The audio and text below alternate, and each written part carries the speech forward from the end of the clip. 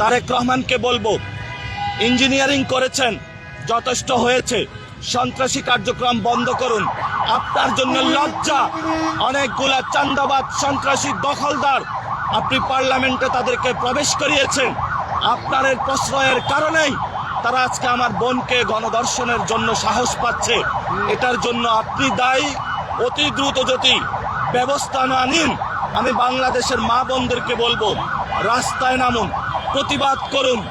আপনার বোন যে ধর্ষণ হয়েছে, এই বিচার আমরা ইনশাল্লাহ বাংলাদেশ থেকে কড়ায় গন্ডায় বুঝে নিব। সেই জন্য আমাদের যা যা প্রয়োজন প্রত্যেকটা জায়গায় আমরা প্রতিবাদ জারি রাখবো। নেতৃবৃন্দ, আমরা আজকে এই রাতের বেলায় অত্যন্ত মর্মাহত এবং দুঃখ নিয়ে দাঁড়িয়েছি। বাংলাদেশে যে ঘটনাটি ঘটেছে, এটা একটি নির্মম ইতিহাস।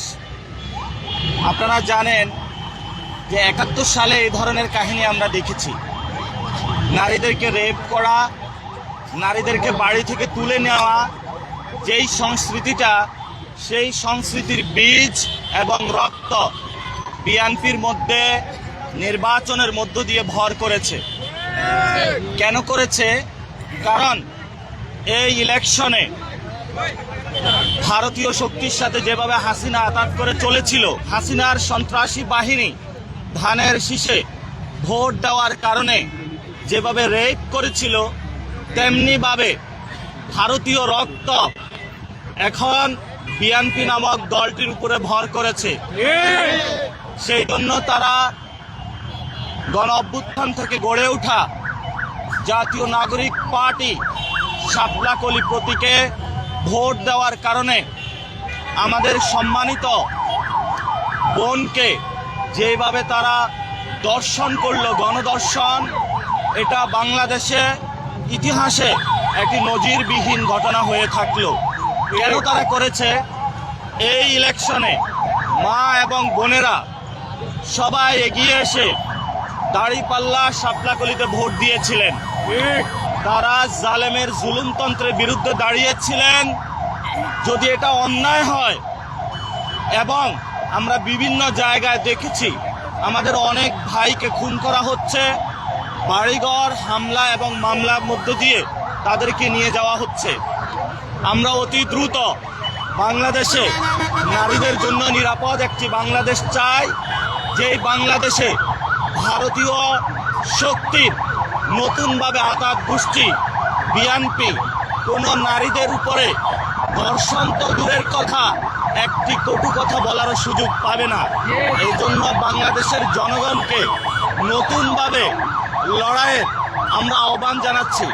এবং আপনারা জানেন যে আমাদেরকে যেইভাবে ঢাকা ৮ আসনে হারানো হয়েছে ভোট চুরির মাধ্যমে, আমি বলেছিলাম আপনাদেরকে এই ইলেকশনে ইঞ্জিনিয়ার তারেক রহমান প্রধানমন্ত্রী হওয়ার দিকে যাচ্ছেন। তারেক রহমান উনি যেই ধরনের ইঞ্জিনিয়ারিং করেছেন, যেটার মধ্যে এস্টাবলিশমেন্টেরও অনেকে অংশ ছিল এবং প্রশাসনেরও অনেকে জড়িত ছিল, এটা আপনারা জনগণের উপরে একটি জুলুমতন্ত্র চাপিয়ে দিলেন। আমরা শুনতে পাচ্ছি অনেক উপদেষ্টা সেফ এক্সিট নেওয়ার চিন্তা করছেন।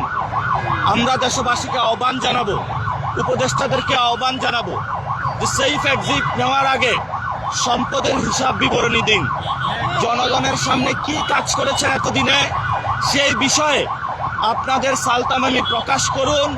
এবং ডক্টর ইউনূস, আপনি যেই ধরনের ইঞ্জিনিয়ারিং এর সহযোগিতা করেছেন এই ঘৃণ্য বাংলাদেশ, এটা ইতিহাসে মনে রাখবে।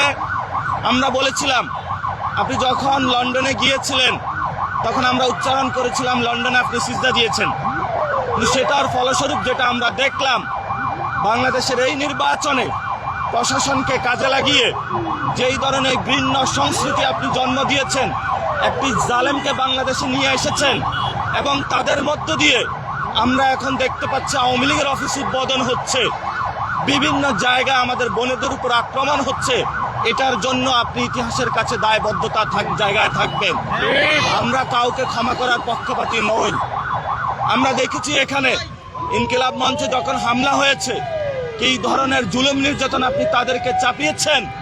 আমরা বাংলাদেশে যখন শহীদ উসমান হাদি ভাইয়ের হত্যাকাণ্ডের বিচার চাওয়া হয়েছিল, বলা হয়েছিল ইলেকশন বন্ধের পায়তারা, ইলেকশন হয়েছে।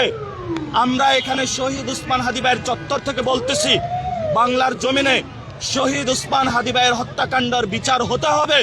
যদি ওই হত্যাকাণ্ডের বিচার হতো, আজকে আমার বোন গণধর্ষণের শিকার হতো না। বিএনপি নামক যে সন্ত্রাসী কার্যক্রম তারা শুরু করেছে দলটি, আজকে সন্ত্রাসী অ্যাক্টিভিটিজের তারা সাহস পেত না। তারেক রহমানকে বলবো, ইঞ্জিনিয়ারিং করেছেন, যথেষ্ট হয়েছে, সন্ত্রাসী কার্যক্রম বন্ধ করুন। আপনার জন্য লজ্জা, অনেকগুলা চান্দাবাদ সন্ত্রাসী দখলদার আপনি পার্লামেন্টে তাদেরকে প্রবেশ করিয়েছেন। আপনার এর প্রশ্রয়ের কারণেই তারা আজকে আমার বোনকে গণধর্ষণের জন্য সাহস পাচ্ছে। এটার জন্য আপনি দায়ী। অতি দ্রুত যদি ব্যবস্থা না নিন, আমি বাংলাদেশের মা বোনদেরকে বলবো, রাস্তায় নামুন, প্রতিবাদ করুন। আপনার বোন যে ধর্ষণ হয়েছে, এই বিচার আমরা ইনশাল্লাহ বাংলাদেশ থেকে কড়ায় গন্ডায় বুঝে নিব। সেই জন্য আমাদের যা যা প্রয়োজন প্রত্যেকটা জায়গায় আমরা প্রতিবাদ জারি রাখবো।